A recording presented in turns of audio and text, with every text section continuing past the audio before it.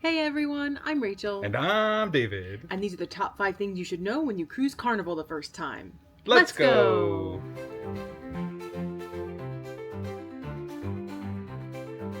So, our first thing is the app. It may not look like anything special when you're planning out your cruise, booking shore excursions, everything before you get on board. But as soon as you get on board and connect to the Wi Fi and go on airplane mode, it is actually the best app of any cruise line that we have had. The planner is so easy to favorite things and to see what's going on at a given time. It has all the opening times for everything on the ship, including food as well as activities. It's just so easy to do everything. And my favorite thing might be that you can actually, if you want to go to the main dining room, you can reserve your spot in line and it shows you like the actual wait time right now for your party size. And then you join the queue and then it just gives you like kind of a countdown of how long till your table is ready. Then once it's ready, it shows you your actual table number and tells you to go to the restaurant. It's just so simple. Yeah, I've seen a couple people like learn that feature for the first time while on this cruise even, and they just can't believe how cool it is. It's almost like having a personal buzzer right there for you, like if you Yeah. went to a restaurant and had a wait time. So I just think that's genius, and I would love to see this rolled out to more places. And I think they put a lot of effort into it. I think it's really, really nice. Yeah, just the app in general is phenomenal. You can see so many different things within the app itself. You can view, like I said, all the opening times for like the sky ride and the jump zone and all the food and the bars that are open. But knowing what every restaurant has on their menu Yes, is like all a the big, menus. literally all the menus. And so I've seen it sometimes where on the TV it's not even correct or whatever. But on this ship with that app, it's been perfect every single time. And not just the menus are in there, but there's actually a section on the homepage that says what's open for food Oh, I now. love that. So Yeah. not only do you not have to go to the opening times, though they are there, you can just scroll to the bottom of the app and it tells you all the restaurants that are open right this minute. That's like so convenient. And from there, you can click and just view the menu. Like it's just so easy to find everything you need on this app. Yeah, it's actually, and I think it actually performs really well too. Like Yeah. when you click on something, it's really, really responsive.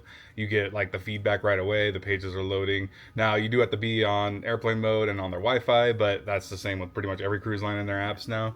But I've just been really, really impressed. I don't think the UI is particularly pretty or anything, but it really, really does get the job done. And sometimes simplicity is way better than making it too fancy, which we've seen on some other cruise lines. They have pretty fancy looking apps that just don't cut it. Yeah. So overall, I think the app is it's almost perfect, and I think it's worth mastering because it's going to make your trip a lot easier on you. So Yes. love the app. I give it like a 10 out of 10 or 9.5 out of 10. Yeah. It is Honestly. fantastic. Yes. And in the vein of food and the restaurants and stuff like that, I do want to mention that the quick service restaurants are phenomenal. Yeah, there's so many options as far as quick service. And one other thing that's really unique to Carnival that I found is that the specialty dining, so the ones you pay extra for at dinner, a lot of them are open for lunch and they're included. So, Guy's Pig and Anchor is a barbecue place and they normally charge actually a la carte. They don't even have a cover charge.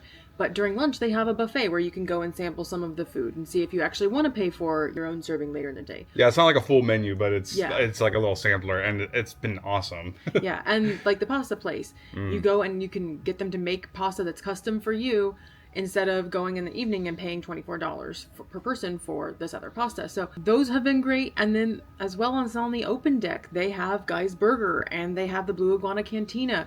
They have pizza. They also have a seafood shack that's extra charge, but you don't have to pay extra. Everything that's casual that's included has been so, so good. And I think the flavor profiles have just been awesome. Like everything we've had has been like really, really good.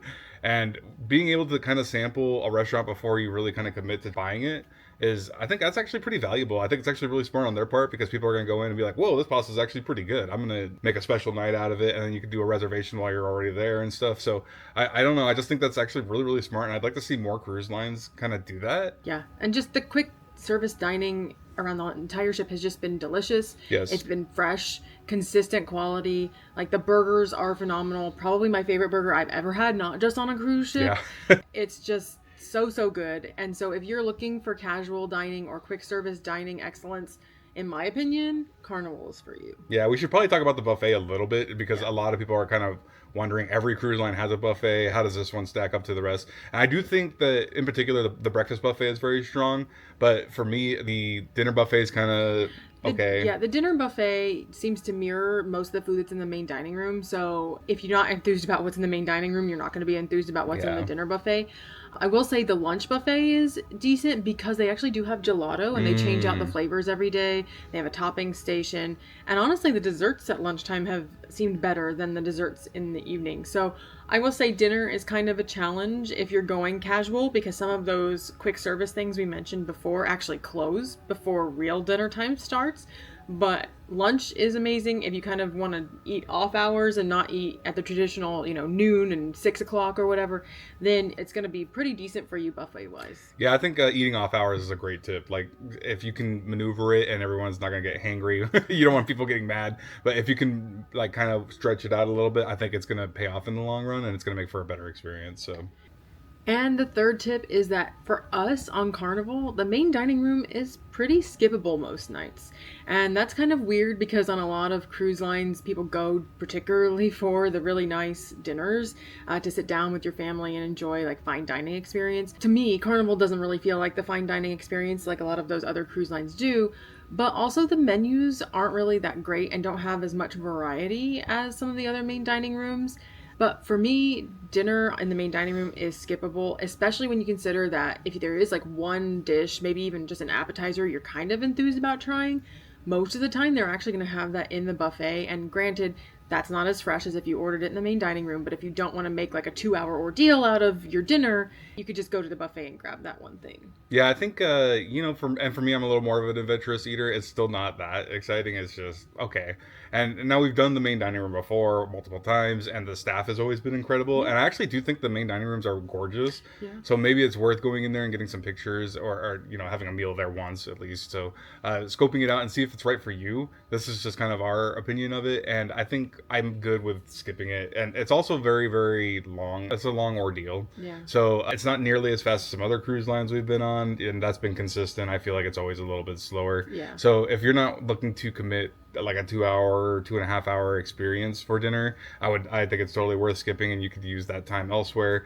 So I don't know. It's just not for us, so we wanted to mention it. Yeah, and I will say though that if you want to go into the main dining room, you can actually go for sea day brunch. Oh yeah. Or they do have lunch sometimes on sea days as well. And those menus are pretty universal. Like they have anything from a burger to omelets to French toast.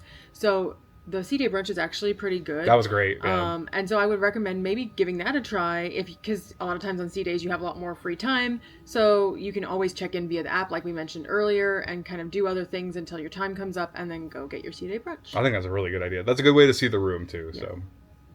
And the next tip is actually all about activities. Activities are one of the key things, right? When you're looking to book a cruise, are you going to enjoy yourself? Are there things on board that are going to keep you entertained? And really, Carnival has a wide variety of activities. They have a cruise director staff named the Fun Squad, and they actually do all the activities during the day. So all of your trivias, game shows, karaoke, all of it's actually during the daytime, which is for us a little bit different than other cruise lines that would typically space those out and have some during the day, but have some in the evening to kind of counteract the busier times in some of the production shows. So all of Carnival's activities for the trivia and stuff are in the daytime, and then the evening is really reserved for the comedy shows and your production shows in your main theater. And there's a lot of live music at night as well. But for us, like most of the things that we want to do are during the day. And so the evenings can actually be quite free or a little bit boring, to be honest, because unless you want to wait in a big long line for a comedy show, because you do have to line up early, that's a smaller venue, or you want to go see the production shows, which we have been doing. Otherwise, there's not as much going on in the evening. It still trips me up. I ask you constantly, oh, do we have any trivias we're going to be doing tonight, or is there anything like that? And then you go, oh no, they only do those during the day. I keep messing that up. So it is actually really, really surprising to me. Now, I almost get it because the number of venues isn't that large. I do feel like, though, there are spaces to do them if they wanted to. So it's a little bit surprising to me. I don't know if it's a scheduling thing or what, but it's been like that on all of our Carnival cruises. So I think that's just how they do it. And it just kind of makes the evenings a little bit wonky for people like us who we don't just hang out in a lounge and listen to music. Like, we love live music and stuff, don't get me wrong. It's just not really what we do on cruises. Yeah. So our options are like go to the casino, wait to see the show, then we just kind of hang out by ourselves. So it's a little bit, it just makes our experience in the evenings a little bit wonkier. And I will say, the activities that we do attend are great. Yes. The Fun Squad is always a lot of fun, Yeah, so they they are. live up to their name. And the trivias are always really funny and entertaining. And they always differ. Like, we haven't had some of the repetitive questions that we sometimes get on different cruise lines. And the shows have all been really good as well. Yeah. Like, they go all out for their production shows. So just kind of be aware that the scheduling can be a little bit different than other cruise lines. And just also know that there's no way for you to see these activities until you get on board. Some cruise line apps will put some of their activities on the app before you get on board so you can see them. You can't do it until you log into that Wi-Fi and get on the airplane mode once you get on board. Yeah, and another note on the production shows, it's actually, I've been very surprised. Like, there have been multiple times where I was really shocked to see the kind of innovation that they're doing with their shows. So huge props to Carnival for that. It's actually awesome. So I didn't expect the shows to be as good as they have been. So I'll agree. big thumbs up there. Yeah. And our last tip for you guys is actually about the clientele, the people you're going to be interacting with. I will say the first thing I've noticed right off the bat is the sheer number of children. Now, we're on this particular cruise where there's 1 million children, apparently. I didn't know the ship could have 1 million people on it, but it does. And we're not even like out on school break or anything like that right now. So I'm really shocked that they're all over the place. And this is not our first Carnival cruise. No, It has been consistent across all of them. Yeah, all of them have had an extraordinary number of children. I guess it's not that surprising. There are water slides and arcades and things like that for the kids to enjoy. So I get it, and it's really affordable to bring a third guest, third, fourth guest. So I actually really do get it, and I think it's actually an amazing idea for a family vacation. But I will say that they're significantly rowdier than some of the other kids we've seen on other cruise lines. So. Yeah, and they do have a lot of activities for kids. They have a lot of staff. They have different lounges for younger kids and teens. So that's all really good. But yeah, there's definitely going to be a lot more kids on here than on most other cruise lines that you might see. As well as there are a lot of extroverted people online. Yes. So everybody kind of wants to be friends and get friendly, have conversations in random bars and lounges and restaurants, which is not a bad thing. No, that's great. But just be aware that if you're an extrovert, this is probably a good cruise line for you. Yeah, I've seen lots of people that you can tell they just met for the first time and they're sharing stories. Like, we got sat down next to a really nice couple at lunch one day, and they were talking to the other couple at the other table. They'd been together like 50 years. It's actually really sweet. So they were talking to each other and having like a really good time. It's a really good environment to really open up out of your shell a little bit and talk to some people. So I think that this is the kind of the cruise line for that. I think it's kind of known for that. So if you are an extrovert, I think you're going to have a blast, and you're going to learn a lot about people's life stories, I think. But it's awesome. So yeah, so kids, families, Yeah. and extroverts. This is the cruise line for you. But what do you think? Have you cruised on Carnival? Do you have any tips that we might have missed and you want to share with everybody? Let us know in the comments. Yeah. And if you enjoy this video and want to see more travel content from us, please like the video and subscribe to our channel. But for now, I'm Rachel. And I'm David. And we hope this video helps you find the right direction for your next adventure. Bye!